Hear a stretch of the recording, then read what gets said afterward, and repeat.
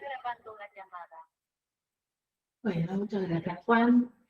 Bueno, yo a pesar de que el tema sí no es demasiado cautivante, yo agradezco la invitación igual, porque a mí también me ha permitido hacer un poco de análisis, de retrospectiva, a ver cómo ha variado este tema a lo largo de la historia y demás, y bueno, siempre enriquece, ¿no? La idea, como todos sabemos de qué estamos hablando, es que sea interactivo y que ustedes interrumpan, no dejen las preguntas para el final, sino que vayamos incorporando todo lo que consideren a medida que vamos avanzando. Definiciones, hay muchas definiciones de historia clínica. Vamos a poner una como para comenzar la charla, como definiéndola como un documento obligatorio que contiene información suficiente para identificar al paciente, justificar el diagnóstico y el o los tratamientos y documentar los resultados de la asistencia por parte del equipo de salud. De todas maneras, ahora tenemos la Ley de Derechos del Paciente que al final todo la voy a traer a consideración para que veamos todas las características, incluida la definición, y lo receta la Ley de Derechos del Paciente. Y eso es una norma jurídica y de eso no nos podemos alejar, ¿no?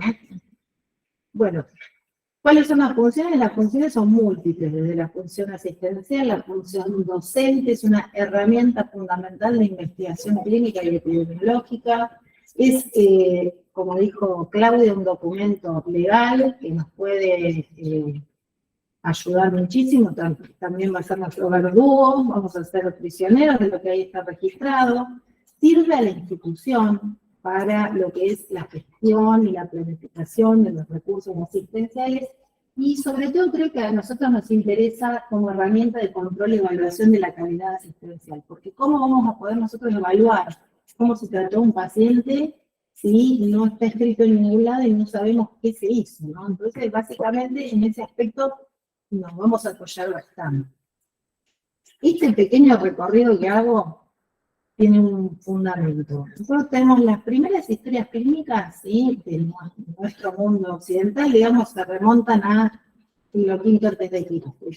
Es muy interesante ver lo, digamos, casi inmutable que se mantiene en historia clínica. Y eso a mí me parece que es porque es una herramienta que está muy bien diseñada, más allá de que uno ve los cambios que ha sufrido la medicina en todos estos siglos y por qué persiste esta historia clínica. Evidentemente no hay algo superador, ha habido algunas historias clínicas basadas en problemas en la década del 60, que no prosperaron demasiado, pero ya Hipócrates, en ese momento no había hospitales, o sea que la evaluación del paciente en el domicilio describe, hay toda una cantidad importante de libros que nos dejó, pero hay algunos que básicamente titulan las epidemias. En las epidemias universales hay 42 historias clínicas completas de esa época, donde él describe que eran los pacientes numerados. Paciente número 1, número 2, número 3, cronológicamente el que ve primero y así. Y está cómo ingresa a la casa, ¿sí?, cómo lo llamaban, de qué trabajaba, porque imagínense que la identificación no era un DNI, ¿no? Pero básicamente, cómo empezó el cuadro, qué signos aparecieron, qué síntomas, con qué se vinculaban, ¿sí? Todas estas cuestiones que en realidad son muy parecidas a las actuales, pero con un componente subjetivo importante, porque sus apreciaciones tenían mucho de lo que él suponía que consideraba que podía ser la teología. Digamos, Edad Media ya el pensamiento científico, las universidades, la medicina académica, se va perfeccionando todo esto, aparece una historia clínica mucho más objetiva, que trata de ser más precisa, lo mismo en el Renacimiento, se le va poniendo otro nombre a esa historia clínica, y así salteando muchos siglos de historia, vamos a llegar al siglo XX, donde estos son los, digamos, cambios más radicales que hemos visto en el siglo XX, que algunos vinculados con la aparición de la influencia de la psiquiatría, porque acá hay un conocimiento del paciente de su sentir, de su enfermar, que antes no era tenido en cuenta, ¿sí? Entonces ya no solamente es a ver los signos y los síntomas, sino que siente y cómo eso que él siente va a influir en el desenvolvimiento de su enfermedad. Se trata ya de un documento que no es del médico únicamente, sino que es multidisciplinar porque intervienen otros profesionales del equipo de salud y además no es de propiedad del médico. Y la historia clínica es del paciente. La guarda la tiene la institución, pero la propiedad es del paciente. La guarda y la conservación, o sea, la institución no puede tirar la historia clínica, pero si el paciente, después vamos a ver, la solicita, es de él. O sea, no le va a dar el original, le va a dar una copia y va a quedar en guarda la original de la institución. Y por supuesto se transforma en un documento legal de obligatorio. Y es algo que también a los que somos un poco más viejos nos lleva a algunos planteos. Yo me acuerdo que mi abuelo, cuando iba al médico ambulatorio, porque hoy vamos a hablar de lo que es la historia clínica de internación, pero ambulatorio, él estaba maravillado que el médico no escribía, y se acordaba todo. Si yo voy y él me dice, ¿cómo anda su hijo?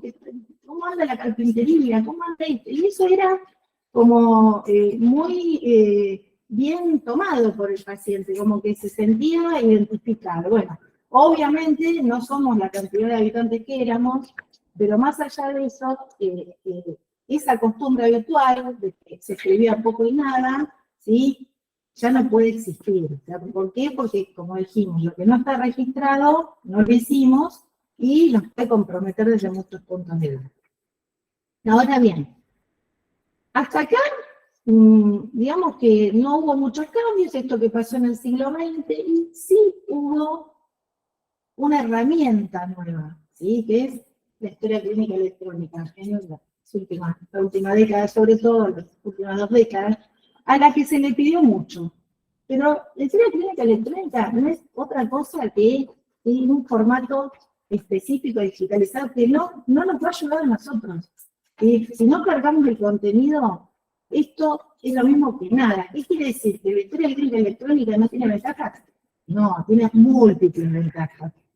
Yo puedo recuperar más rápidamente el contenido, puede haber varias personas simultáneamente consultando la misma historia clínica, le puedo incorporar las imágenes, le puedo incorporar los resultados del laboratorio, como decía Juan, puedo pautar alertas, puedo anexarle una guía de práctica clínica, un algoritmo, me puede traer información, ¿sí? Obviamente ventajas legales, la ilegibilidad de la historia clínica era un tema traumático, ¿sí? Muy complicado, que bueno, se soluciona con este instrumento. Vamos a tener siempre firmadas, si es que usamos, y es obligatorio que usemos nuestra clave de acceso. La clave de acceso es indelegable. Yo no puedo decir, bueno, hoy que estamos de guardia, tomá mi clave y vos evolucioname a tal paciente. Eso se hace. Yo se lo voy a comentar. Vamos a ir comentando. Vamos a ver lo que no se debe hacer. Claro.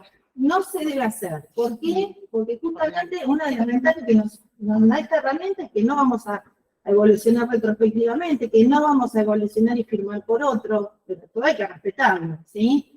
Bueno, lo de las raspaduras y correcciones, que también era frecuente, se arrancaba una hoja, se ponía otra, no, eso ya no existe, puedo ponerle roce, me puedo confundir y evolucionar en otra historia clínica, pongo roce, no corresponde, y pongo la evolución que corresponde. Por supuesto, es menos probable que se extravíe, que no se va a inundar y demás.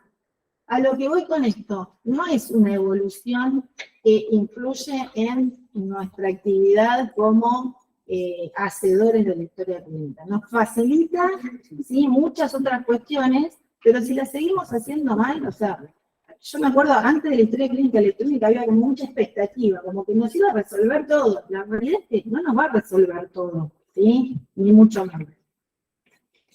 Y ahí viene lo que comentaban Claudia, comentaba Juan, ¿no? O sea, yo tengo que preguntar a medida que voy avanzando en el desarrollo de lo que voy generando, si ese contenido se condice con el razonamiento clínico que yo tengo en la cabeza. O sea, lo lee otra persona y va a entender que yo razoné esto y por eso llegué a este puerto, o la realidad es que solamente yo me entiendo. ¿Mm? Hay una línea coherente entre los estudios y procedimientos diagnósticos y terapéuticos que yo pienso esto y por eso le voy a pedir este estudio, ¿sí? Que lo pueda entender todo el mundo. Y hay comunicación entre los integrantes del equipo de salud, porque a veces pasa que yo evoluciono y parece que la hoja de enfermería espera a otro paciente, ¿sí? Entonces, todo esto tiene que ver, yo no puedo, no soy un compartimiento estanco, yo lo veo y pongo esto y no miro el resto y todos tenemos que tratar de enriquecer el documento. La estructura básicamente ha persistido, los datos personales, los antecedentes personales y heridas familiares, puede haber algún cambio en el orden, el motivo de consulta o de internación, la enfermedad actual, los antecedentes de enfermedad actual, examen físico, impresión diagnóstica, estudios complementarios, plan de tratamiento, evoluciones de crisis. Les digo dónde encontramos grandes deficiencias. En la enfermedad actual, el antecedente de enfermedad actual, en evolución, en examen físico y en epicrisis, como que todo ese grupete es donde uno por ahí tendría que poner un poco más de énfasis. Pero, o sea, siempre hay que tener en cuenta el todo, ¿no?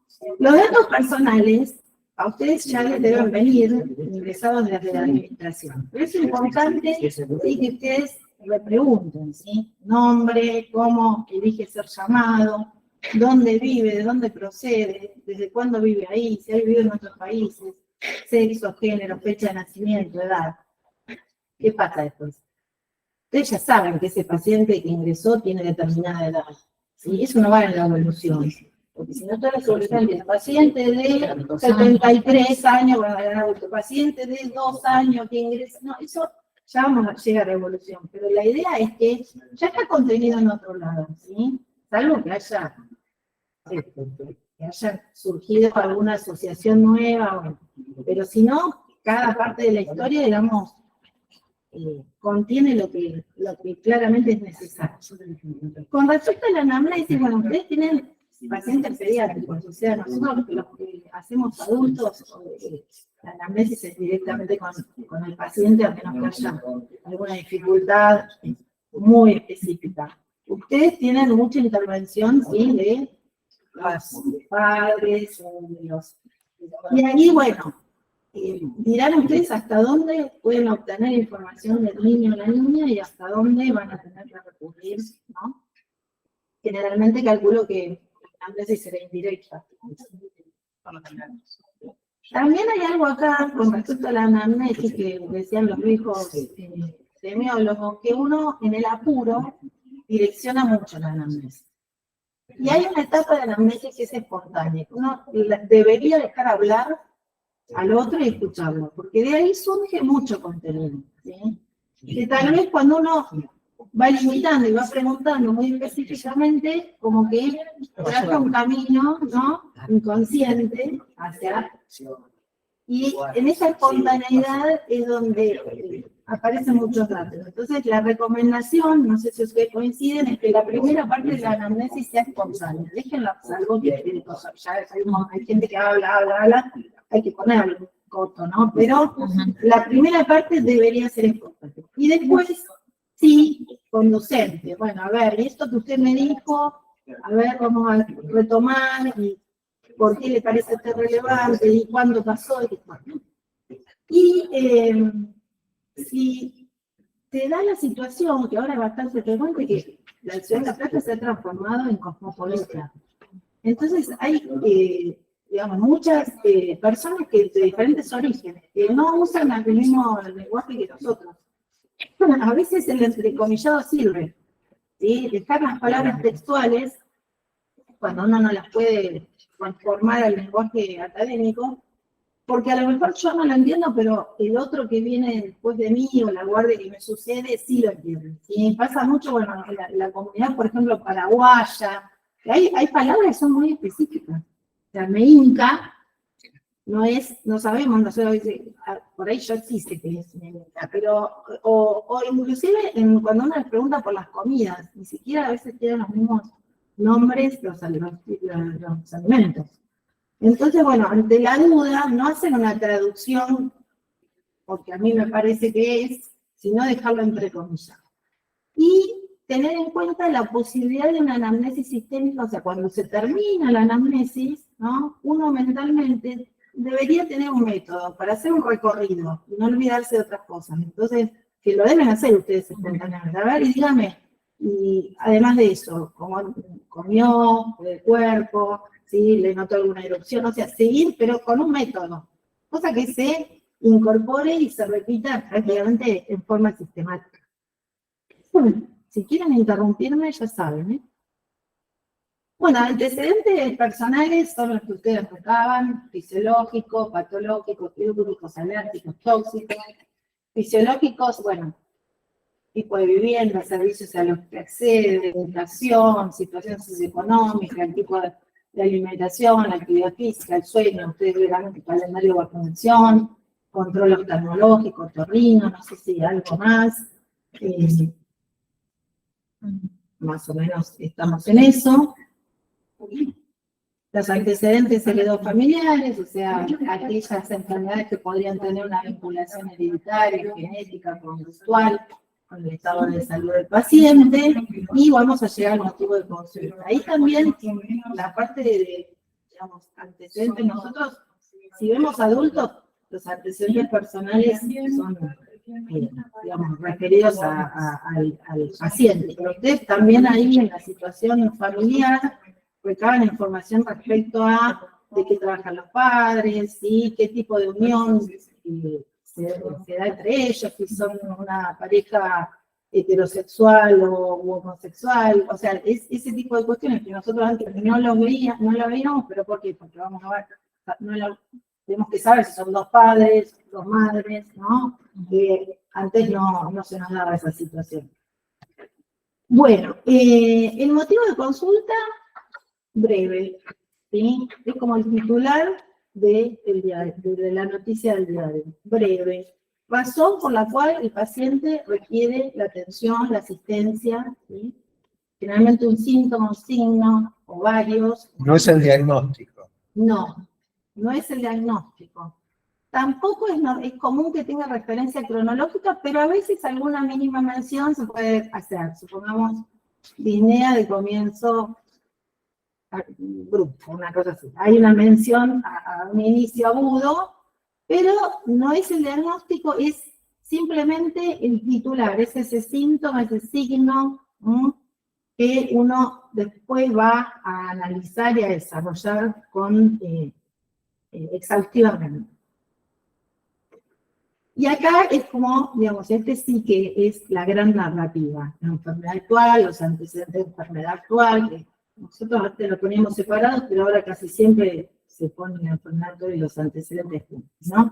Esa situación que trae el paciente, y acá sí el relato inicia el razonamiento clínico y tiene que tener una secuencia lógica, cada uno de los síntomas, cómo fueron apareciendo, signos, cómo fueron apareciendo, ¿sí? En qué instancia, si se agravaron con algo, si mejoraron con algo, si hizo un tratamiento previo, con quién lo hizo, con qué medicamento, o sea, si hubo un internación, todo lo que hace esa enfermedad, ¿sí? Desde que inició el primer síntoma hasta este momento que usted lo está viendo, ¿sí?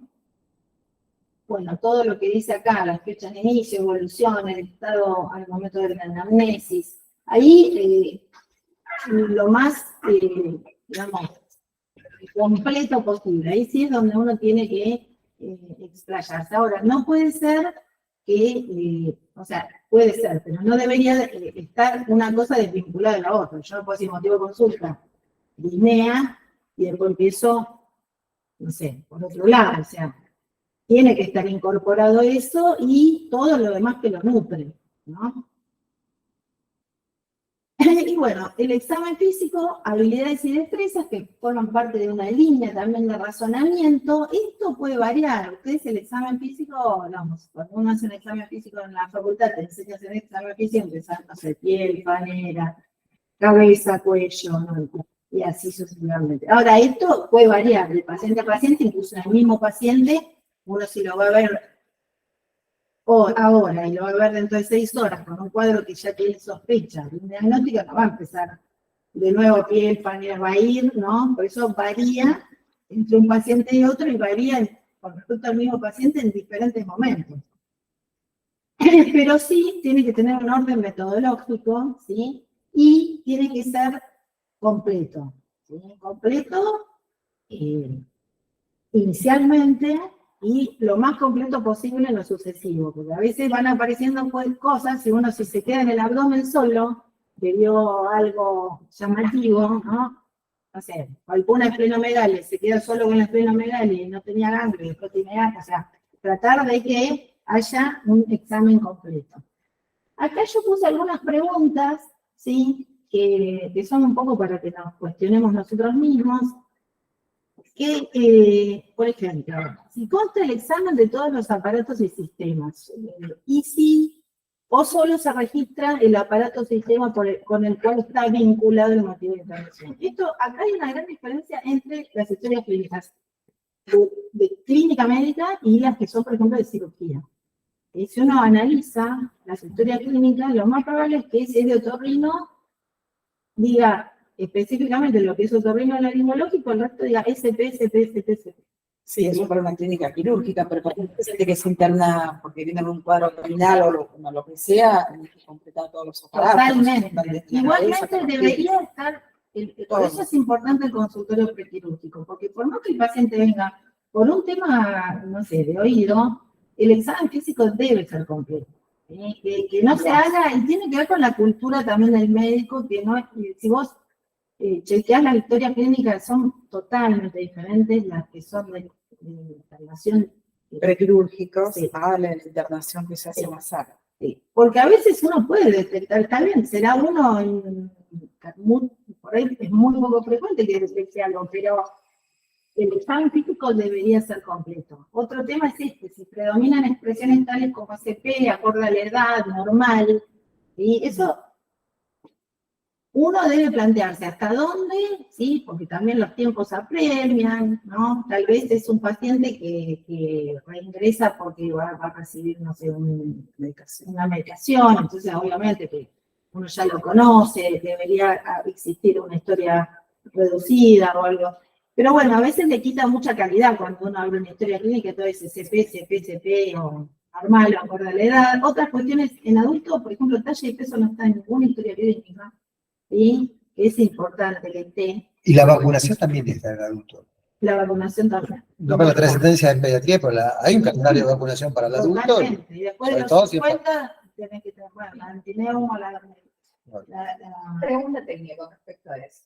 Hay muchas historias clínicas de algunos lugares que piden solamente para que vos agregues si el aparato tiene algo patológico. Y te lo aclara de entrada el formulario. Te dice, solo registrar hallazgos patológicos. Sí, y ahí es donde surge el, si no tiene nada en los ojos. Sí. Por eso yo lo pongo como pregunta, porque a veces uno dice, si no tiene nada, pongo R1, R2, 4 focos, silencio libre, o no pongo nada. Distinto al que le falte un ojo, o sea, por ahí No, paciente que viene con un ojo medicado detrás. Si uno digamos, si uno tomara una historia clínica de esas que hacía Mancino, obviamente que te decía hasta Nebus Rubí en el, no sé, en el hombro, pero bueno, es discutible si solo vamos a poner los datos positivos o si vamos a hacerla completa. Ahora, cuando uno, a ver, una cosa es que vos pongas SP y lo hayas revisado y pongas SP, y otra cosa es que no lo hayas revisado y pongas SP, que es lo que pasa muchas veces en la historia clínica quirúrgica. La historia clínica quirúrgica dice CP, pero ese paciente no lo revisaron, porque uno le pregunta al paciente y dice, no, a mí no me Pero legalmente, si pasa algo, vos lo revisaste. Lo revisaste, por eso así hay que tener en cuenta que si vos uno mañana vas a un pone juicio y te SP, dice, que lo revisó acá. Y que no haya particularidad. y el paciente va a decir, a mí nadie me revisó, y vos pusiste CP. Lo que sí nos pasa con los chicos adolescentes, que nos pasan más acá en el hospital público, en el hospital público en general no se quejan, revisar genitales. Acá he tenido varios ¿por qué entran por otra cosa? Entran por una fractura, lo que fuera, no quiere que lo revisen. Yo me dejo sentado como, no permites que revisen genitales, como para que... Eso forma parte del consentimiento. Pero pasa un montón. Está en la ley, y vos, el consentimiento, ahora después si quieren lo chequeamos, pero bueno, el consentimiento informado siempre debe estar. Forma parte de la historia. Forma parte de la historia clínica. Lo que no siempre debe ser es escrito. Pero ya, inclusive, si quiero empezar un paciente y el paciente no quiere, Se niega a ser pesado.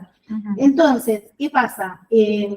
Uno debería entrenarse en preguntarle, mire, lo voy a revisar, le voy a hacer tal cosa, ¿estamos de acuerdo? Sí. Todo debería ser así, todo. Eso pasa O sea, en el consultorio. en el Yo atiendo consultorio. pediatría. Y genitales en ¿Me dejás que te genitales revise? en adolescentes siempre un testigo.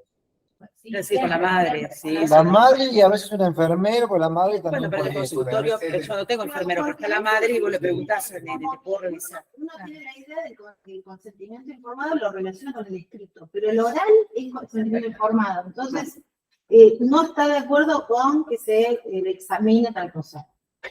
Forma parte de la. Así que no hay ningún problema, para nosotros no hay ningún problema legal, que si no está de acuerdo, no está de acuerdo. Salvo que fuera un caso. Una cosa que pasa en el consultorio, yo atiendo poco consultorio, la chica atiende más, Claudia, pero cada tanto pasa, es que los padres, bajo el manto de la autonomía, porque no tienen tiempo, mandan a un chico solo. Y eso es un problema también, ¿eh? Encontrarte con un chico de 12, 13 años sentado enfrente tuyo, solo, y revisar, y Dios si fue la nena, y la verdad que tiendo a decir que no lo voy a atender si no viene con los padres. Yo les traje también acá la normativa que incorporó el Código Civil y Comercial 2015, porque ahí cambió la edad y la capacidad, le establece una capacidad progresiva. Sí. O sea, no hay un incapaz absoluto, claro, sino que, y ahí... Y por eso hay distintos tipos de consentimiento, para eso. asentimientos. Si quieren lo repasamos brevemente, porque en realidad, si un chico de 16 años viene y te dice, yo quiero irme, yo me voy a atender solo, Sí. Es un adulto para las decisiones de salud. O sea, vos no ¿Es lo a partir de podés- los 16 o los 14? No, ahora lo vemos todo. En realidad el código bajó, digamos, de 21 a 18, Sí, la mayoría de edad. Sí. De 13 a 18 es adolescente. sí. De 16 para arriba, decide lo que quiera, Claro. como un adulto. ¿Sí? De 16 para abajo, de 30 a 16, ahora lo vemos, pero sobre decisiones que no involucran un riesgo de vida, ¿sí? Tiene él la posibilidad de decidir. Si hay, bueno, ahora lo vemos bien, pero si hay discordancia, ahí habría que dar intervención al Ministerio Público. Es más complejo. Ahora igual, si quieren, lo repasamos. Otra cosa que habitualmente no se, bueno, eso a tener en cuenta, vacunación, que ustedes lo tienen, nosotros no lo tenemos, y otra cuestión importante que, si bien se habla de individuos como un ser, psico, virus, entonces el estado de ánimo, las últimas revisiones que se hicieron, casi ninguna de las historias clínicas tiene alguna referencia al estado anímico del paciente. Y si va a cirugía, si se quiere operar, si se siente temeroso, si está deprimido. Nosotros creo que en pediatría está descartado el estado de ánimo. Me parece que es algo que no lo tenemos incorporado. Tal vez yo en terapia por ahí no lo veo mucho, pero por eso, pero por ahí en el piso. No sé si no. ¿Estás deprimido? ¿Se presentó? ¿Estás deprimido? No, pero por ahí en el piso. Ahí chicos grandes. Terapia. No, en el piso por ahí sí ponés de buen ánimo, mejor ánimo, jugando. Ahí y le esas pone, cosas. dice Marianela, de buen ánimo. Claro, si está de mejor ánimo, jugando, si está decaído, eso por ahí sí lo ponés. Pues sí. Es difícil eso. Es distinto, el paciente pediátrico es otra cosa. Pero bueno, lo traigo a la consideración porque la historia clínica tiene que ser un todo. Ustedes cuando ven las historias, o sea, se analizan historias clínicas, es muy raro que en alguna vean, no sé, incluso en adultos es terrible, porque a veces se perdió el trabajo, una persona que uno se pone a charlar y perdió el trabajo y está angustiado, y además tiene otra cosa, eso no lo mencionan. Y eso está involucrado directamente con cómo va a evolucionar el paciente. Hay un tema en pediatría y tal vez en terapia que nosotros lo vemos mucho, cuando entra un niño a terapia intensiva, la anamnesis de lo que dice el padre, generalmente hay que copiarlo textual, porque como hay mucho maltrato infantil, y uno sabe que los padres pueden mentir, todo lo que el padre dice en una primera instancia, lo puede negar en una segunda instancia. Entonces eso es legal, porque cuando yo después voy a la historia y digo, pero usted me dijo, y después viene y te dice, no, a mí no se me cayó, no, yo no lo tenía. Entonces es muy importante. Según se miran los padres. Exacto, entrecomillado. Me dice tanto, que el niño se encontraba jugando y se cayó, porque después viene el otro, no se encontraba jugando, estaba. Pero eso después en la parte legal es lo que va a defender al niño. Claro. En la prueba del niño. Sí, digamos, como una manifestación de un testigo. Exacto. Así Porque los que- niños, o sea, son, o sea, Sí. lo que nosotros miramos. Si nosotros hacemos una buena anamnesis, podemos saber si fue maltratado, si lo tocaron, si le pasó algo. Y otra parte te quería referir que nosotros en el hospital todavía no tenemos historia clínica electrónica. Ah, no. Toda mano. Toda mano. Y, O sea, no con está en respecto todos a lados. los chicos, por ejemplo, que sufren bullying y ese tipo de situaciones, ¿ustedes constatan algo de eso o no es frecuente? Y bueno, yo en terapia mucho no lo veo, No. pero por ahí vos las... Ahí justo veía ayer un intramed, no sé, pediatría, que decía atención inicial de los problemas de conducta y psiquiátricos. Es un agujero negro para nosotros. Claro. De hecho, que yo hace 3 años que busco quien venga a hablar nada más y no lo logro eso. Quien venga a hablar. Bueno, Cómo a abordar los problemas mentales en pediatría. todo lo que es bullying, los casos que yo he visto, entraron con intento de autoeliminación. Claro. Y cuando vos vas a recabar ese niño, ese que se ahorcó, ese que se tiró un tiro, eso, o sea, yo lo veo en el final ya de esa historia de bullying que empieza a aparecer con esa madre que te cuenta en el colegio, viene la maestra, vienen los compañeros y vos te enterás de ese bullying, como decir. Pero Sí, ya y hace muy poquito que estoy siguiendo unas charlas de Sarasola, ¿viste? Psiquiatra, y estuvo hablando de depresión y de ansiedad, y bueno, y esta situación que se da en los adolescentes, esta apatía, y que los padres te dicen, pero no encuentro cómo motivarlo para que haga algo, no sé si está deprimido, que también es un agujero negro, ni siquiera los psiquiatras saben si es, digamos, una forma de depresión una o no. forma de depresión o si hay que tratarlo o no hay que tratarlo, o es la época. y eso también habría que reflejarlo en la historia clínica. Y habría que reflejarlo, porque, digamos... Por eso después es algo que después te sirve cuando se internó hace 6 meses atrás, vimos que el nene estaba deprimido. Claro, o la madre nos refiere que se queda mucho tiempo en la cama, que no se levanta, Que no tiene amigos, que no sale, que no se reúne. No es menor, ¿no? Bueno. Bien. Bueno, la impresión diagnóstica, en función de todo eso que hemos venido viendo, bueno, vamos conformando síndromes, establecemos un listado de problemas, jerarquizándolos en función de la urgencia, en función de la necesidad de resolución, del tiempo de evolución. O sea, uno cuando tiene, bueno, está muy bien que uno dude entre varios diagnósticos, que tenga diagnósticos diferenciales. Cuanto más estudian, más diagnósticos diferenciales les van a aparecer, ¿no? Pero va a haber algunos que van a decir, bueno, este es prioritario, este lo tengo que descartar porque esto es muy grave, si yo no lo descarto, esto puede ser fatal. Entonces ahí uno va organizando, pero es correcto que uno ponga ese listado de diagnósticos diferenciales, ¿sí? Después se van a ir descartando, ¿sí? Pero no porque, digamos, no, yo estoy seguro que es esto, y eso es más valioso que tener 10 posibilidades. No, hay que escribirlo después, eso se va a ir incorporando también a la evolución. Llegó esto, con lo cual yo puedo concluir que este diagnóstico que presuponía no estaría dentro.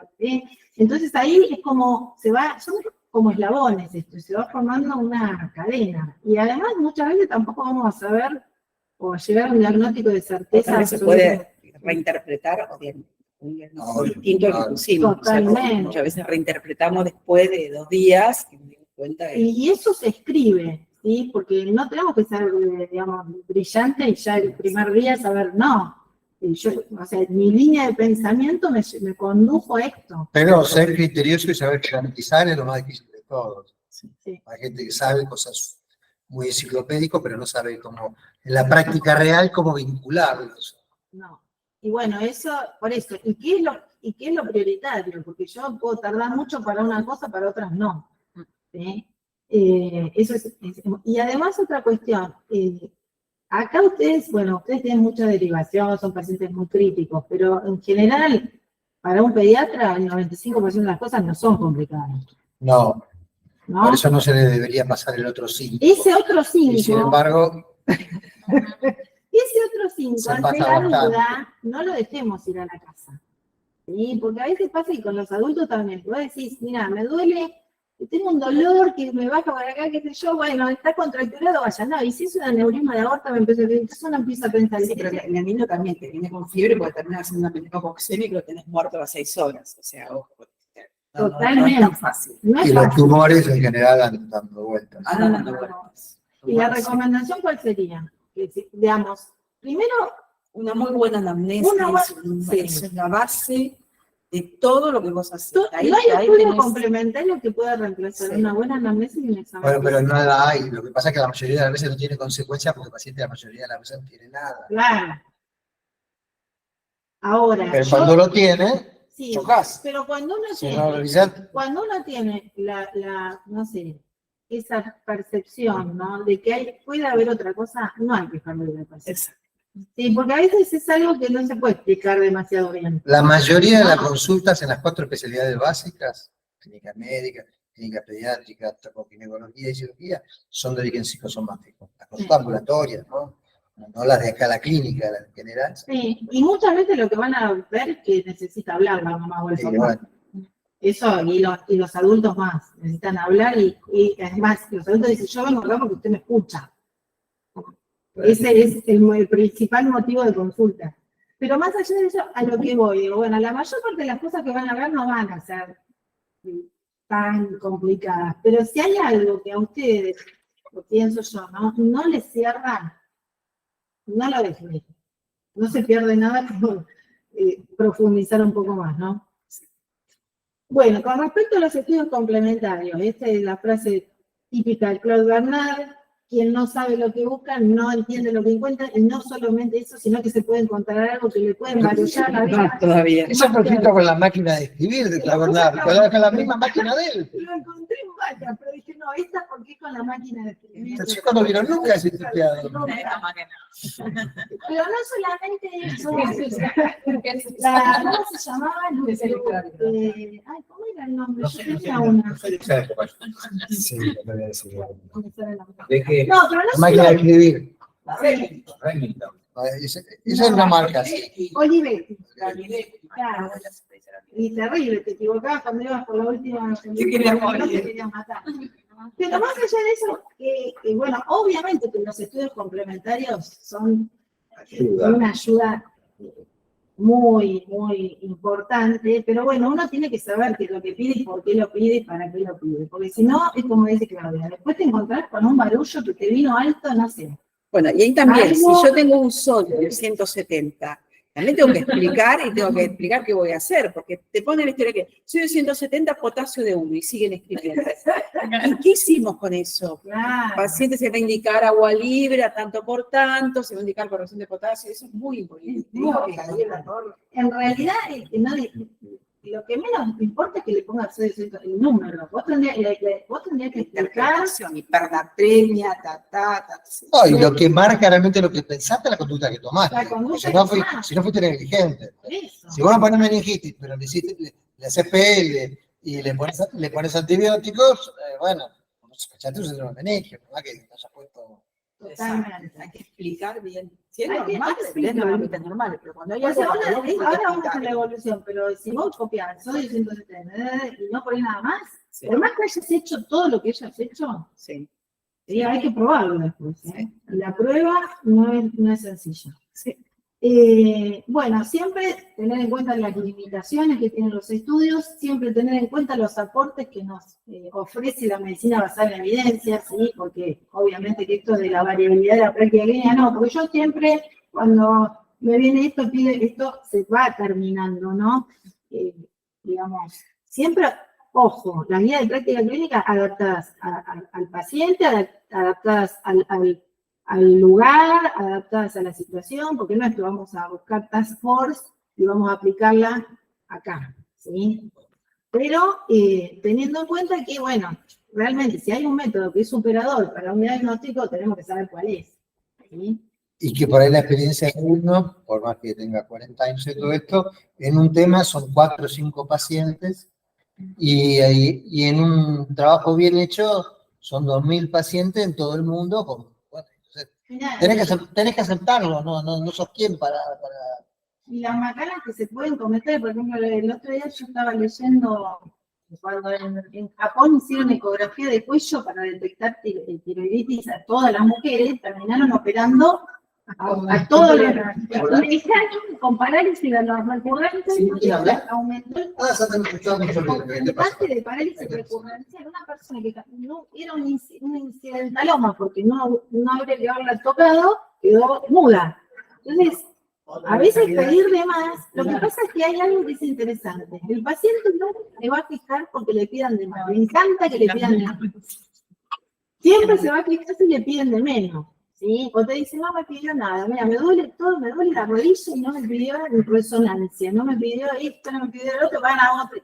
El paciente le gusta que le pidan nada. Y ahí estamos nosotros para explicarle. Interpretar ese estudio. Exacto. Y además explicarle que no es necesario, y por qué no es necesario pedirle Si no eso. tiene síntomas. Es probable que vaya otro, el otro se lo pida, si lo deje más contento. Hay pacientes que se piden solos y te buscan para que firmen la orden, ¿no? Sí. Y los pacientes, yo voy a retirar a mi mamá, le voy a retirar los medicamentos de PAMI cuando hago la cola, no puedes creer. Había una señora adelante, yo necesito acitromicina, le dice. ¿Y usted qué se le indicó yo? Dice, porque cada vez que tengo bronquitis, ahora no me da catarro. Aparte que ahora ya no se puede. El antibiótico va por boleta doble, Le sabía dijo, no que se lo llevó va a por hacer. doble, porque ya estamos. Porque si no te voy a entregar y golpearte que no le hiciste Que no le hiciste doble. La discusión que fue, siempre es más fácil decirle que sí, pero nosotros no podemos decirle que sí, tenemos que actuar conforme a lo que nosotros Yo lo he estudiamos. visto mucho cuando estaba practicante en la Guardia del San Martín, que venían, vengo por una ecografía, porque, digamos, porque me duele la panza, entonces me quiero hacer una ecografía. Claro, la gente La gente se auto pide una cosa. Y a veces Todavía no lo pedí. el tema de cirugía, el tema bueno, de eso es. cirugía, a veces yo digo, tendría que haber algún, no sé, alguna restricción, porque además la gente se asusta mucho, luego cualquier cosa, Es terrible. es muy complicado. Pero bueno, en el mundo hay indicaciones, estudios que están reservados para determinados especialistas y no pueden pedir todo. ¿Sí? Bueno, después, ustedes determinarán un plan de tratamiento. ¿Qué pasa con las evoluciones? Que es un tema muy interesante, por lo menos para mí, ¿no? Dentro de lo que es esto. Cada vez que el profesional ve al paciente, lo tiene que evolucionar. ¿Sí? Debería hacerlo en forma, digamos, no sé si simultánea, pero dentro del periodo cercano. O sea, no es... yo no debería evolucionar hoy, domingo, lunes y martes. ¿No? Antes, cuando en el hospital, si es escrito, y ustedes saben que el perito calígrafo, si uno evoluciona 3 días seguidos, el mismo día, ¿sí? va a determinar que lo evolucionó el mismo día. Incluso el sello, hay muchos casos donde el sello, uno sigue una dirección cuando sella varias evoluciones en el mismo momento. Y eso lo determina el perito. Más allá de eso, que está mal, obviamente que está mal, por lo legal está mal, pero está mal porque implica que si uno no lo evolucionó un día, no lo vio, y si no lo vio, lo abandonó. Entonces, ¿qué pasa si no lo evolucionó y fallece? Bueno, y ese día no lo vio nadie. Por más que lo hayan visto 3 veces, nadie escribió, nadie lo vio. Eso por un lado. Después, esta fórmula de SOA, que se refiere a qué es lo que me interesa recabar y escribir y compartir con mis otros compañeros en la atención del paciente. Las impresiones subjetivas, la S, expresadas por el paciente, o sea, cómo se siente el paciente, lo objetivo, ¿sí? Lo que yo veo del examen físico, de los exámenes complementarios, no copiando, ¿sí? Sí, haciendo una abstracción de eso que me dice el estudio complementario y una interpretación. O sea, como yo encontré esto, entonces me cambia la idea que tenía. Aquí tengo una pregunta técnica. Sí. ¿Qué nos pasa en el hospital? Como en el hospital no tenemos un historia clínico unificado ni con laboratorio ni con nada, tenemos por ahí bien un informe laboratorio por un lado y uno transcribe habitualmente el laboratorio para que quede sentado en historia clínica. ¿No queda el papel del laboratorio? Y a veces queda, a veces no. A veces Según no. si haya impresora en la sala, no se impresora en la sala. Si Andes, si tiene cartucho. Como lo están cargando dentro de la misma historia, entonces estaríamos habilitados a decir, por ejemplo, el paciente presenta anemia únicamente y voy a indicar hierro con una transfusión. Totalmente, Y no no tenés tenés que que escribir nada, transcribirlo. porque ya Pero está. tampoco lo tendrías que transcribir en el hospital. Tendrían, nos hacen transcribirlo en función de que dicen que no está completo. pero cuando termina la historia clínica, ¿tampoco completan con los laboratorios? No, A veces no hay impresores. No hay impresora. Esa es la verdad. no hay cartucho. Bueno, ahí estaría oficiando como un, digamos, un escriba, no es que no importa, digamos, lo transcribiste, pero Bien. no, Tengo que hacer yo qué hago con eso. lo podría transcribir el de laboratorio, Lo podría transcribir o sea, cualquiera. cualquiera, eso no forma parte de la evolución. Perfecto. Ahora, si está en el laboratorio hecho, y vos ponés función renal y hepática dentro del límite en valores normales, Ya está. No, Ah. por eso que No, lo pero transcriba. una discusión técnica en función de qué tenían o qué no tenían que poder hacer, entonces es como que la bajada de línea, bueno, hace esto. Sí, lo hace. Cuando lo transcribís, lo sellás vos. Eso no lo tendría que sellar el bioquímico. Totalmente. Porque Ni siquiera puedes afirmar esos valores. o tendrías que poner, según no, se recibe, Sí, vos ponés se se recibe. se poner siempre recibe recibe. del laboratorio. No, vos siempre ponés se recibe. Claro, sí. Sí, igual que los informes telefónicos. Entonces, habitualmente si hay un informe telefónico de un cultivo positivo que todavía no está registrado, y Claro, ponemos telefónicamente. telefónicamente, hacer un informe parcial de un cultivo Claro. coco gran positivo, se guarda determinación, Totalmente. pero se pone el antibiótico. Pero digamos, eso no sería parte de la evolución. Eso Claro. es a los fines de que, bueno, Un no, anexo que queda- sí, quedó ahí. Perfecto. Pero, sí. Bueno, después entonces, lo subjetivo, lo objetivo, la apreciación diagnóstica en base a esto que estoy recabando y la planificación de la conducta. Eso es lo que va en la evolución. Fíjense abajo, yo les puse algún ejemplo. Paciente de tantos años, lúcido, febril, hemodinámicamente compensado, TEA tanto, temperatura tanto, frecuencia cardíaca tanto. Pero esto es muy común. Por lo menos en adultos, todas las evoluciones son asépticas, le decimos nosotros, ¿no? No dice nada, porque en realidad, si siempre estuvo esa edad desde que entró, siempre estuvo lúcido, siempre estuvo febril, siempre estuvo hemodinámicamente compensado, está igual que siempre. O sea, esto no evoluciona, no implica ninguna evolución. Ahora, si estaba febril y ahora está febril, ahí que yo ponga que está febril, sí forma parte de la evolución. ¿Sí? Pero ¿qué es lo interesante? O sea, uno debe preguntarse, la evolución fundamenta la permanencia del paciente en el... O sea, yo tengo que decir, ¿por qué está internado? Y ese día fundamenta, bueno, está acá ¿por qué? Y porque estoy, no sé, porque está en esta situación y está cumpliendo, o estoy esperando el cultivo con la idea de que, y lo estoy cubriendo con tal antibiótico, o sea, explicarlo, ¿no? O, como dice ella, el sodio, y no, tiene una hipernatremia que, no sé, sospecho es de origen tal y por eso, ¿sí? O sea, y eso es lo que hace que esté internado. Pero yo como siempre compensado, entonces ¿por qué está internado? Te voy a decir, si está todo bárbaro. Porque hay evoluciones que son así.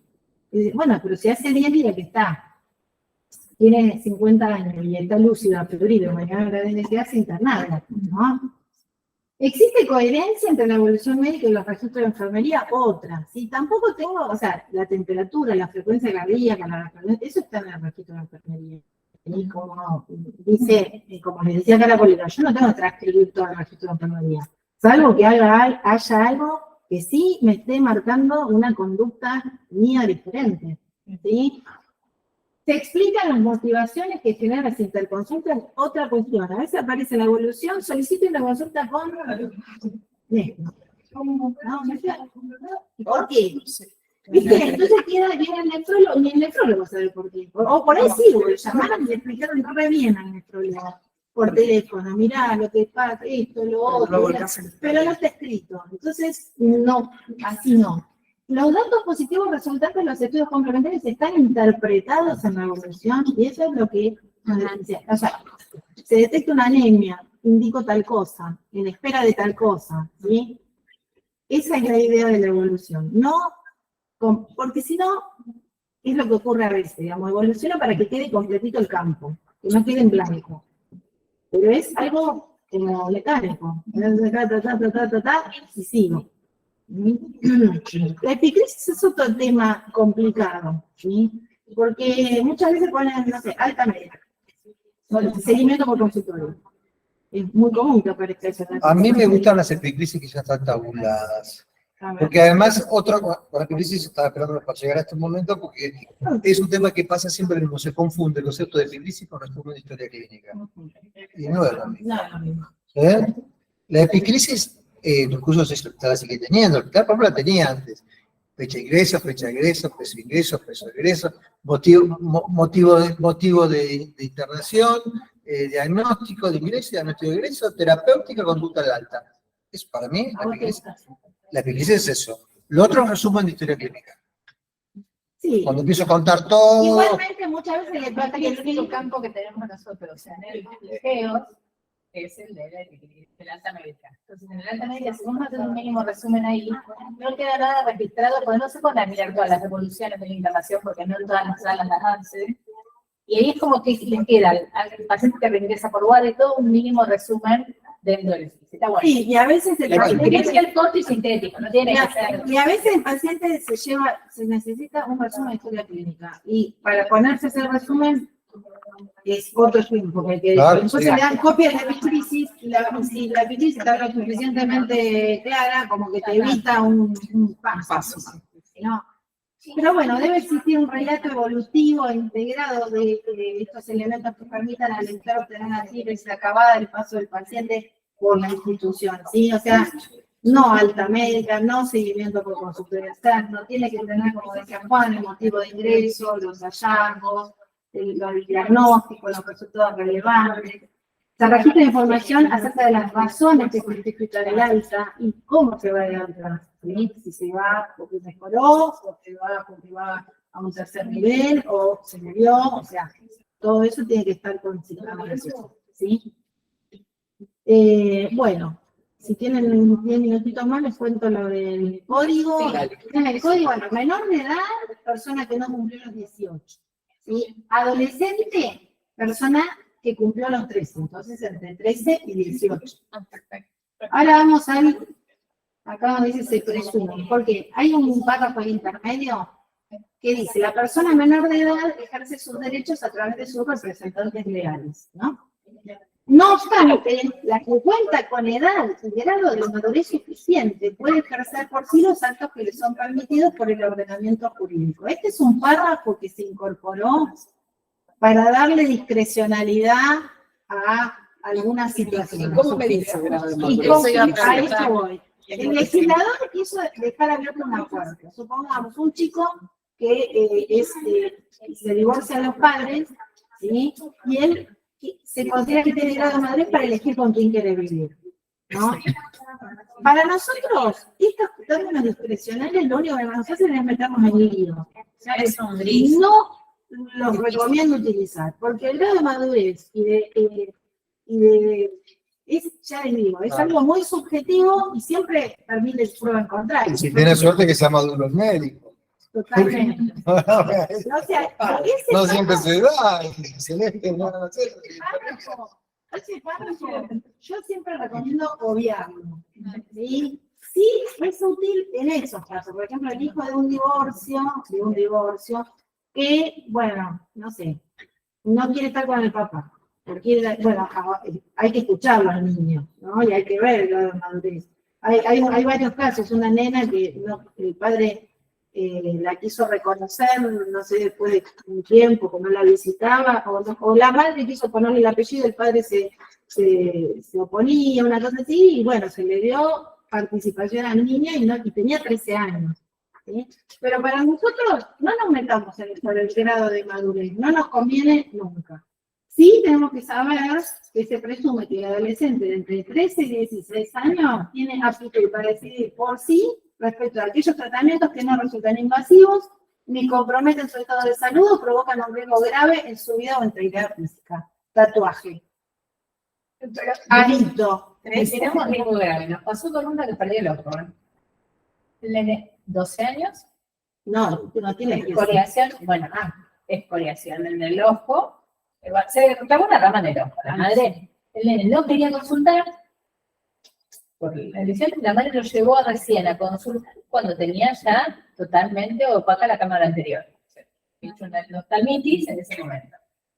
Y la discusión técnica en ese momento era si teníamos que hacer alguna acción o no, pero esto no quería ni siquiera ponerse la guía para el tratamiento antibiótico. Fue No, pero ahí es menor. Ahí la madre no nos colaboraba ni un poquito así. Pero ella estaba de acuerdo en que había que Y tratarlo. sí, estaba de acuerdo en que... Pero iba a perder- tampoco o sea, la legaba única hacia, parte- porque ahí yo creo que pero lo no legal le tiene que nada. intervenir, porque como que Pero ahí vos Tuvimos que intervenir con servicio, vino a la gente de salud mental, se dio un sedante antihistamínicos, es otra cosa, pero por ahí no fue lo más correcto, a eso voy. Ponele que tuviera 13 o 14, ¿no? Porque te puede Pero- pasar que te tenga 14, no 13 se o quiere hacer 14, antes. Fue una discusión tremenda. ¿Y qué haces si no se quiere hacer No, atender? de 13 y 16 es un tratamiento que invasivo, eso es invasivo. Ahí no tiene autoridad. Claro. Acá es de 13 Claro, a no hay 14. invasivo, No o sea, invasivo en este caso lo y que mismo, no o sea, tenga riesgo. que no comprometa su estado de salud. Claro, es un tratamiento psicológico. Supongamos. Ponele, no invasivo. No invasivo. Porque ¿cómo interpretas no invasivo? Claro, pero un chico de 14 que no se quiere poner una vía, El se piercing, pone igual. el porque piercing sí, y el está- tatuaje ha sido interpretado como no invasivo. ¿Sí? Es, es invasivo porque se puede pincha, infectar el pero PLC. bueno, pero- Mañana termina con una infección Sí, terrible. pero a los 15 años van y se hacen el tatuaje y nadie les va a pedir. Porque se considera dentro de este grupo. Ahora, después ya se puede perder un ojo, un brazo, no, ya ahí no. Y es más, hay discordancia entre. Además, no colaboraban nada, ni conteniendo al chico. Por eso se dio intervención en salud mental, o sea, fue una especie de, bueno, viene salud mental, le dieron un antipsicótico, el chico se quedó quieto. Pero fue toda una historia, no merecía un antipsicótico, eso, o sea, merecía una contención por ahí familiar que no Nosotros tuvo. tuvimos acá un caso de una nena que había que hacer la última quimio con Sergio Gómez, me acuerdo, una leucemia, y la niña no se quería tener 14 años, me acuerdo, no se quería tratar. No quería hacer la última quimio. Bueno, pero ahí hay riesgo de vida. Claro, hay riesgo de vida, Ahí pero me se acuerdo ve, que bueno, si hay, si fue la- terrible. ahí, si ella quiere una cosa y los padres quieren otra, la madre, por ejemplo, quiere otra, y hay discusión, se le da intervención al ministerio. Bien, bien. Claro, Sí o sí, llamás al juez y el juez. se hace. ¿Cómo lo haces con un adolescente que está despierta? Lo dormimos. Bueno, pero Porque me acuerdo que no querían que entre el Pobrecita. no quería que entre. Era la última quimio, el padre había fallecido hace unos meses, me acuerdo. no. Pero era todo un combo terrible, no había forma de que la niña se convenza. Sí, en realidad, bueno, y a los 16 el adolescente es considerado como un adulto para las decisiones atinentes al cuidado de su propio cuerpo. Ahí es adulto, o sea, si O sea, viene a los de 16, 16, si se quiere, yo me quiero poner Como la Lola. votación. Va y Y vota. consigue, yo no, alguien con 16 años se quiere poner Lola y consigue un financiador. Sí, que le compren a Lola. Bueno. La madre y el padre no pueden decir nada. ¿Sí? Así que, bueno, esto también, ¿por qué? Porque ustedes de 16 no van a tener acá. Pero, Cosas que vienen con la época. Ya van a otra vez conseguir su equilibrio. y sí. Vienen con la época. Pero bueno, Bueno, votan a los 16. sí, Votan a los 16. Entonces, Sí, supone de que 13 tienen a madurez 16, de su cuerpo. de 13 a 16, si el tema es de 13 a 16, si hay encontronazo con el padre, bueno, ahí uno se tiene que dar, miren, esto lo tiene que decidir el juez. Chao. Sí, que lo decide el juez. Yo, bueno, y ¿sabe qué? ¿Y se puede internar un chico de 16 años y los padres? Sí, no, padre sí. ¿Sí? O sea, Nosotros, lo que pasa es que en el instituto le piden igual que vaya un representante y demás, pero la ley Te avala. A partir de 16 como si fuera un adulto, como digamos. un adulto, es Sí. un adulto, para la decisión atinente al cuidado. Persona responsable y sí mismo. Sí, Me da como que chiquita. sí, es más, se puede, ya te digo, se puede poner Lola, puede ser lo que quiera. una cirugía estética. Una cirugía nariz, Incluso también se puede negar un tratamiento. Se puede negar, ahora, bueno, esto es lo que introdujo el código como diferente a lo que había y con esta cuestión de gradualismo en cuanto a las capacidades. No hay nadie ahora que sea considerado totalmente incapaz, porque incluso los niños, los menores de 13, también tienen derecho a ser oídos y hay un abogado de niñez que si quisiera ir, podría también. Pero bueno, ahí no nos metemos nosotros, cuanto mucho, mire, Pelota al córner. claro. Bueno, miren, nosotros hasta acá llegamos. Usted va a tener que conseguir una autorización del juzgado porque su hijo quiere una cosa, usted quiere otra. No nos vamos a meter nosotros en el no. Y después la ley de derechos y deberes del paciente, que tiene todo un capítulo que habla de lo que es la historia clínica y lo que es el consentimiento informado. Empieza definiendo la historia clínica, documento obligatorio, cronológico, foliado, completo. ¿sí? Fíjense que cuando habla de historia clínica informatizada, yo ahí lo subrayé, de accesos restringidos con claves de identificación. Esto es muy importante, ¿sí? Que cada uno tenga su clave y que no la preste. ¿Sí? Si no somos chocolate. Claro, claro. Chocolate de la historia clínica electrónica. No, pero bueno, la preservación de la integridad, autenticidad, inalterabilidad, perdurabilidad, eso es igual. Ahora, el tema de la... También es cierto que antes firmaban por otro, y vos vas y algunos te hacen receta por el médico y te firman y qué sé yo. Todo eso está mal. Yo no lo voy a mencionar porque todos lo conocen, pero yo lo vi una vez llegar a una institución y decir, vengo de parte de fulano que está de viaje a sellarle las historias clínicas. Sí. Sí. No, todo esto no es que no existe. Nosotros tenemos que... Nosotros, y después, o sea, si no ocurre nada y pasa, pero si llegara a ocurrir algo, la verdad vamos a tener que responder, ¿eh? Y nadie nos va a defender ni el colegio. No. Porque si vos le das la clave a otro, Esas cosas. bueno, esto también, lo que dijimos, la institución tiene carácter de depositario, guarda y conservación de historia clínica, el paciente es el propietario de la historia clínica, si pide la historia clínica, la ley establece que hay que darle una copia dentro de las 48 horas, acá creo que estamos en 72 horas, pero... ¿10 años se quedó la historia? 10 años, todavía hay que guardarlo 10 años, decían que iba a prescribir a los 5, pero eso no. ¿Y quién puede Sí, pedir? tenemos que dar los originales de las imágenes, ¿no? Sí, las imágenes sí. ¿Y quién puede pedir la historia clínica? No cualquiera, ¿sí? Puede pedirla el propio paciente o el representante legal, puede pedirla el cónyuge, el conviviente, los herederos forzosos, puede pedirla el médico u otros profesionales con consentimiento del paciente. ¿Sí? Después hay una serie de otras situaciones eventuales, pero es importante que no se la demos a cualquiera, ¿sí? Lo mismo si viene un oficio judicial, sí, se lo tengo que dar, ¿no? La copia. Pero ojo con quién se la damos, porque pues por ahí se la estamos dando al abogado de alguien que le está queriendo iniciar un juicio de mala práctica, no a cualquiera. Que la pida el propietario, si es que la necesita. Si la pide el juez, Sí. cuando viene a veces, ¿hay que dar fotocopia o el original? No, fotocopia. Fotocopia. Nunca. El original siempre queda en Siempre la queda acá. institución. No, por eso. Igual es, cuando ingresa al juzgado, el secretario del juzgado hace fe pública de eso que vos le das. Y ese documento es como una escritura, ¿viste? La primera copia es como si fuera el original.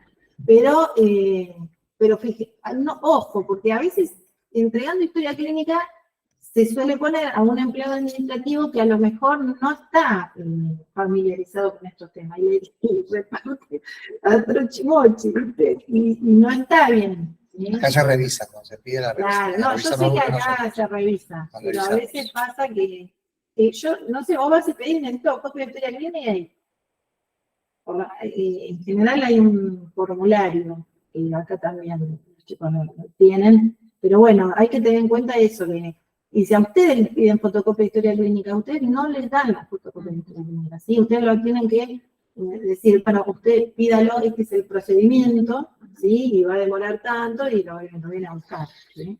Pero no sacarle nosotros fotocopias. Los asientos, sí, lo mismo que dijimos, ves que la misma ley dice que tiene que estar la fecha de inicio de la confección, los datos identificatorios del paciente y su núcleo familiar, los datos del profesional interviniente y su especialidad, los registros hechos por los profesionales y los auxiliares, los antecedentes, en caso de historias clínicas odontológicas, todo acto médico realizado o indicado, sea que se trate de prescripción y suministro de medicamentos, realización de tratamientos, prácticas, estudios, todo lo dice la ley. O sea que esto, no, yo esta parte no la voy a completar. Cuando vayan, usted sabe que existe una ley, la ley no se presume conocida por todos, o sea, yo no puedo decir, yo no sabía que existía, Claro. Así que estamos al horno. Bien. Acá, el consentimiento informado, lo define como la declaración de voluntad suficiente efectuada por el paciente o por sus representantes legales. Bueno, siempre el consentimiento informado, que ahora les voy a decir, vamos a pasar, ven que acá dice será verbal con las siguientes excepciones. O sea, estos son escritos. Cuando hay una internación, cuando hay una intervención quirúrgica, cuando hay un procedimiento diagnóstico y terapéutico invasivo, ¿sí? Estos, ¿sí? Y la revocación o los supuestos del artículo 5, que es cuando uno deja medidas de no reanimación, Limitaciones por Para superación. una PL tendríamos, por ejemplo, que hacer un consejero informado por escrito, ¿Una PL? No, sí. ¿no? Y Un es procedimiento diagnóstico es un invasivo. ¿Y no está el procedimiento no está el consentimiento del ingreso? No sé si está, pero por Ah, ejemplo, Debería, para poner una vía, hacer una punción lumbar, Claro. sacar sangre. Se supone que está en el No consentimiento una general. cirugía, Claro, que vos pero sometés a una anestesia, pero me parece no sé, me parece. debería estar habría que incluido. ver. Ah. Por ahí lo podemos rever si está incluido o no en el de internación En general. general. Porque sí, es invasivo. claro. Una cosa de consentimiento, sí, el consentimiento es un proceso.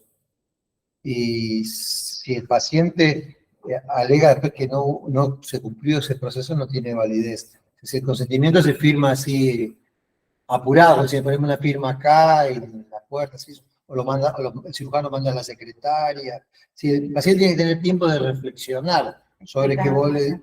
Totalmente, eso lo dice también la ley. O sea, uno no le puede pedir que lo firme en ese momento. Debería llevárselo a la casa, Leerlo. y tener 48 horas por lo menos, yo creo que está en la reglamentación, leerlo, analizarlo, firmarlo, si tiene alguna duda, volver a repreguntar, ¿sí?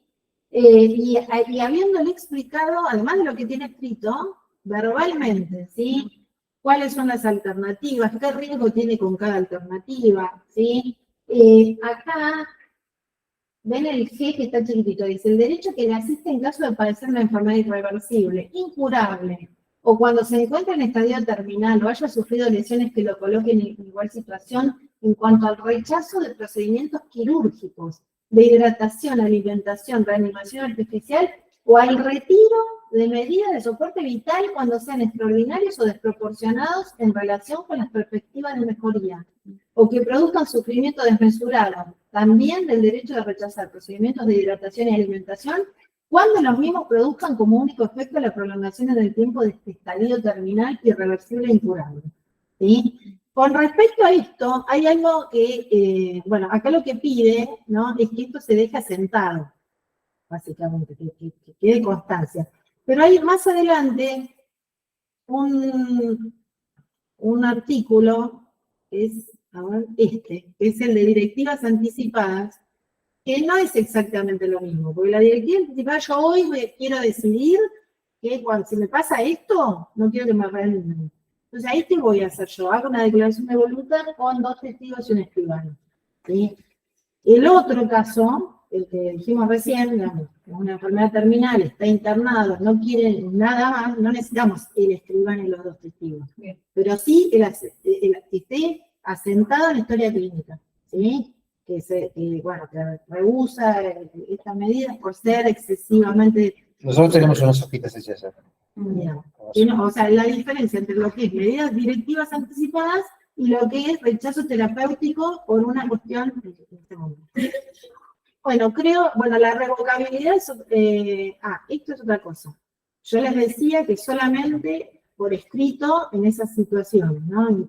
Que sea una internación, una intervención quirúrgica, un estudio invasivo, bueno.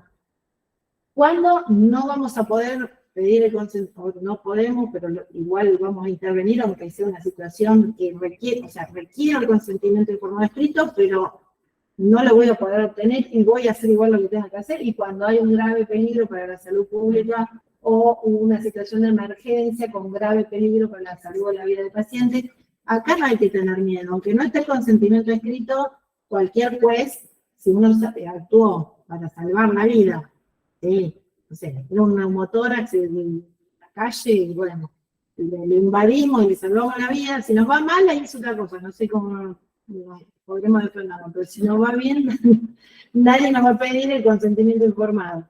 La revocabilidad es el otro tema. O sea, así como yo consiento hoy esto, mañana puedo decir que eso que consentí ya no lo quiero. En cualquier momento puedo dar marcha atrás, por sí o por no. Antes podía no estar de acuerdo y ahora sí, o antes o viceversa, ¿sí?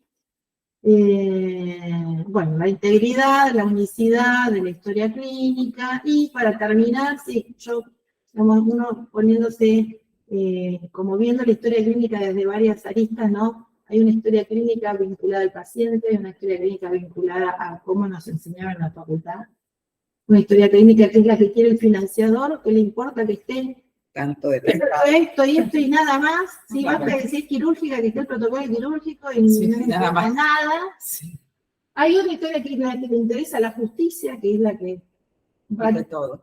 pedir todo, la que le pedimos a la informática y la informática nos mira como diciendo, no, eso que vos me estás pidiendo. No lo puedo hacer. No puedo hacer. La que tiene que ver con la cultura del médico, el que no le gusta escribir, el que le gusta escribir más. Claro. Bueno, y la que tiene que ver con los perfiles sanatoriales, y por eso también es importante que cada institución defina su perfil y adecue la historia clínica a su perfil, porque una institución que se basa en internaciones breves, no tiene sentido que tenga una historia clínica que tenga reservado también, va a estar toda la cantidad de cuestiones. Bueno, no sé si... Me interesa. No,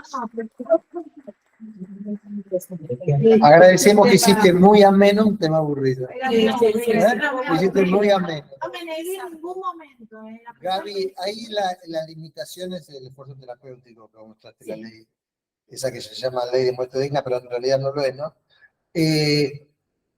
Muchas de las cosas que permite la ley se podrían considerar eutanasia pasiva, Sí. ¿no? Viste que lo dice, que no, la eutanasia.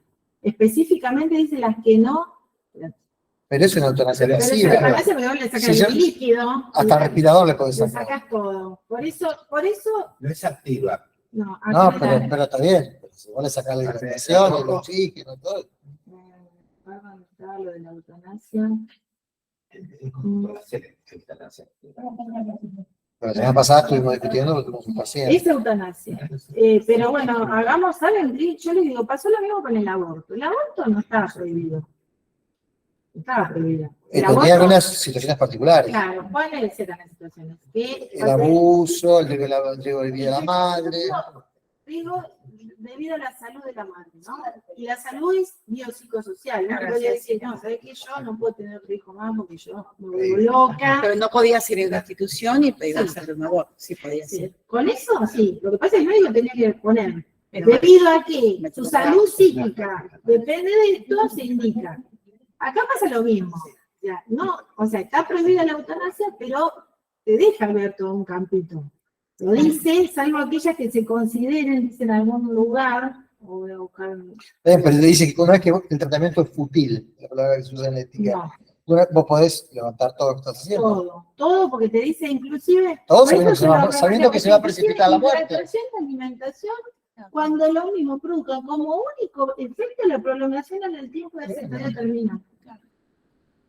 ¿Dónde está lo de...? Pero vas a precipitar la muerte, eso no hay lugar a duda. Obvio. Yo estoy de acuerdo, ¿eh? Sí. Yo estoy de acuerdo. No, yo estoy de acuerdo. Bueno, excelente. Bueno, gracias Gaby. No, muchas gracias a ustedes. En la ley está que dice que no sean considerados eutanasia, dice en una parte, pero es porque dice, o sea, no hay líquido. No hay Igualmente hay nada. casos y casos, ¿no? Hay casos particulares.